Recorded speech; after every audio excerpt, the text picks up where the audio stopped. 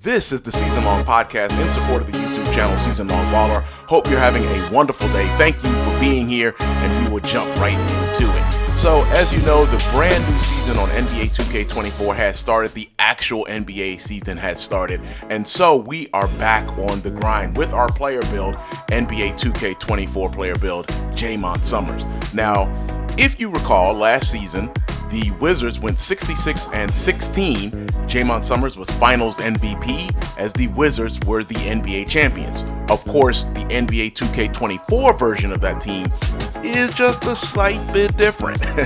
As you know, Kristaps Porzingis is now a Boston Celtic, and Bradley Beal is now a Phoenix Sun. So this has changed our Washington Wizards quite significantly. And we can talk about the actual NBA just a little bit later on. But for our purposes, the Wizards lineup is a little bit different now. And the team is very different in terms of how style of play and things like that. Kristaps Porzingis, the center for the Wizards last season, was in our simulation on NBA 2K23, which is where we started our season. Porzingis was the center, and he was Defensive Player of the Year and third in the league in rebounding. And that is significant because you can tell that the Wizards are missing that. The Wizards season kicked off this season just like it did last season with a trip to the Indiana Pacers. Talk about that in just a moment. But first, just to give you again some more background, if you're new to the channel, we started on NBA 2K23 with our player build, Jaymont Summerz, who was a 78 overall. He is now an 84 after going through the entire season. Rookie of the Year over Paolo Banchero, and as I mentioned earlier, NBA Finals MVP as the Wizards took the finals over the Western Conference champions, the Memphis Grizzlies. Took that 4-1. So looking at this season, the Wizards opened against the Indiana Pacers and took a 73-62 loss to the Pacers in the opening game. Now, last season, the Wizards won that game, and technically, this is the first time that Jaymont Summerz, and I've referenced it a little bit later, but this is the first time that Jaymont Summerz was under 500 in his career. Isn't that a strange stat? So the Wizards kicked off the season at 0-1. Then on ring night, and we'll do an encore presentation of ring night in just a minute, but on ring night, which was Saturday, the Wizards took a 74-67 victory over the Memphis Grizzlies, with Ja Morant not playing. Obviously, he is suspended for 25 games. So in our simulation, for the most part, if you are injured in real life, you may still end up playing in our simulation. In this case, Steven Adams did play. He's out for the season for the Grizzlies, as is Brandon Clark.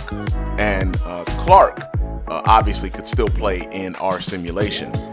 Much like Chet Holmgren last season, Holmgren was out for the entire year for the Oklahoma City Thunder last season, but he was in our simulation, and I believe he did finish third in our Rookie of the Year voting on NBA 2K23. But as it stands, the Wizards did get a 74-67 victory over the Grizzlies on Saturday on ring night. And again, as I've joked a few times, it's funny how you would have the team that you defeated coming to your stadium for ring night, the team you've defeated in the finals, which of course, as if the NBA had any idea that's anything that's going on Season Long Baller. But anyway, it does make a very interesting story, right?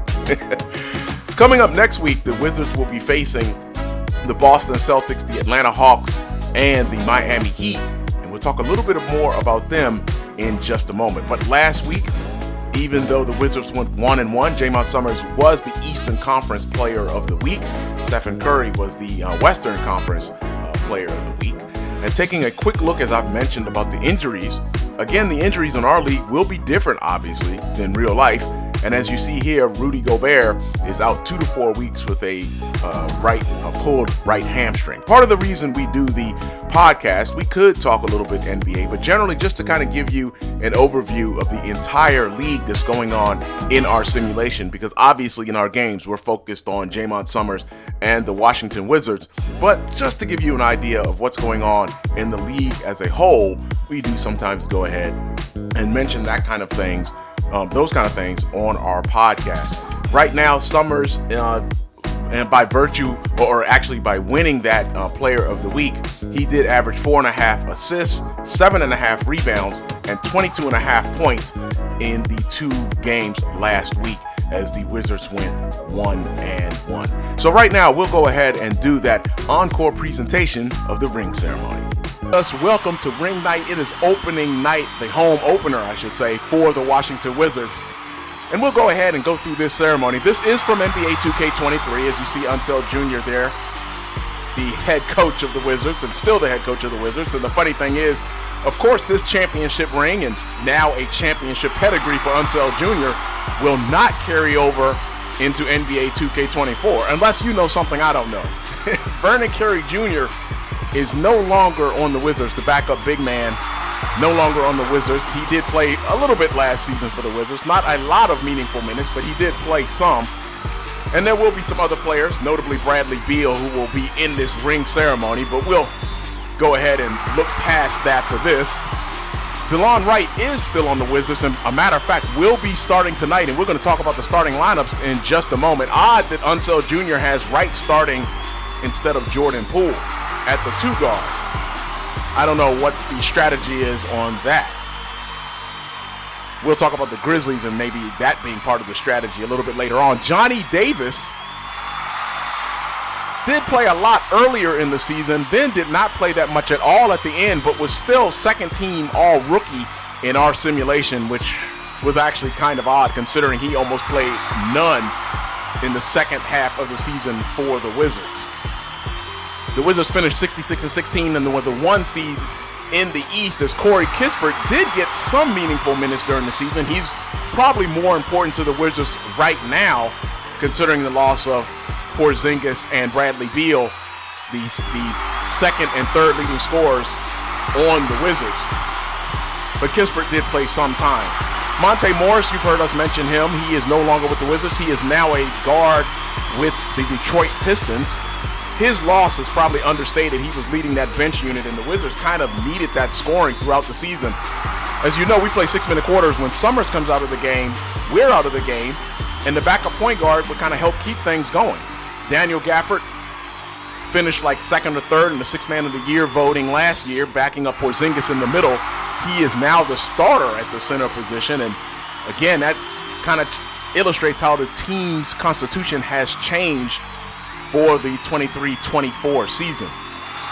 But he was a key contributor off the bench. Denny Avdia didn't start the first few games last season at the 3. Rui Hachimura did. But he did end up becoming the starter for most of the season. Probably started like 75 regular season games. And is the starter this season at one of the forward spots. As we're going to go through the opening lineup, and there is the NBA Finals MVP, your Rookie of the Year, our NBA 2K23 player build. Hey, the crowd knows it. It's Jaymont Summerz starting at the 1, the 6'5" point guard out of William & Mary. He's now at 84 overall, 22 player badges. And that was what 2K23 felt like he had earned on his rookie campaign. Again, that's a Rookie of the Year honor. Some weeks, some Player of the Week honors. And, of course, the NBA Finals MVP. Bradley Beal, as you know, was traded to the Phoenix Suns in real life. That's where he still is. That'll be an interesting season for the Suns. Interesting when we see them. But Beal is no longer a member here. And as I mentioned, you have a couple players like him that are in the ceremony here. There you go. Your champions of the NBA in our simulation last season, the Washington Wizards. All right, so can the Wizards go back-to-back? Without Porzingis and without Beal, it is definitely going to be a challenge. So, as I mentioned, next week, Celtics coming up a little bit later on for that. Hope that you join us for that one.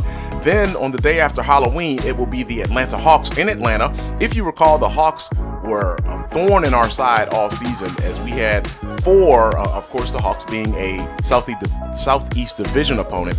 The Hawks gave us problems all season long. We split the season series with the Hawks. And then another Southeast Division rival 2 days after that. On November 3rd, we will be taking on Friday, we will be taking on the Miami Heat. So that sets your schedule for this week. Of particular interest, the Boston Celtics coming to Washington. In theory, that would be Porzingis coming back to play his former team, our Defensive Player of the Year last season on NBA 2K23. The Wizards' second leading scorer and rebounder on our simulation last season. And before we get out of here on podcast number 35, I would like to thank you for joining us during our first ever live stream on the channel Season Long Baller. We will be doing a second one on November 12th. That's right, November 12th, Sunday, November 12th, when we take on the Brooklyn Nets. Hope to see you for that one. But we did have a lot of fun on NBA opening night. We talked a little bit about the Lakers and the Nuggets. We talked about what we would expect for Jaymont Summerz and the Wizards. And we had an overall great time. Hope to see you on November 12th when we do a live stream. And don't forget, tomorrow night, later today, we will be facing the Boston Celtics and Kristaps Porzingis. That's it for Season Long Baller.